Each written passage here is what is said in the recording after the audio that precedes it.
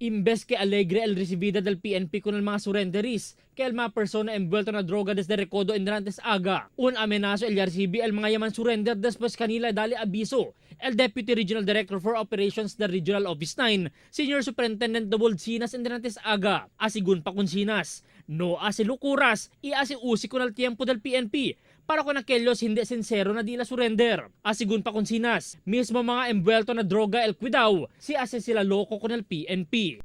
Sana ay totoo yan. Ha? Hindi lang dahil surrender. Wala po kaming panahon na mga pulis mag-entertain sa inyo na mag-surrender.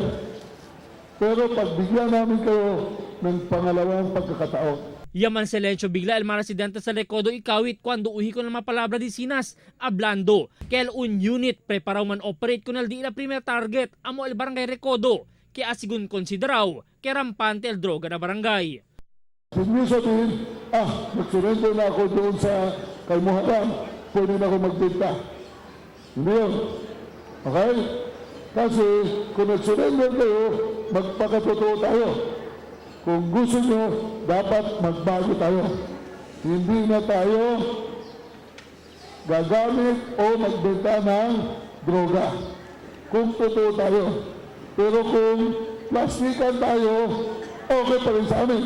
Kasi kaming pulis, sana hindi kami magplastikan. Ya sociedad este Durantes Aga a mediante el 60 mga pushers sa man surrender, junto kanila el users y runners na otoridad na presensya del PIDEA y PNP. Un drug test también enseguida el conduce kanila, que parte del DILA programa. Ya dale también kanila firma, el un affidavit of undertaking, que un parte del proseso del mga taman surrender.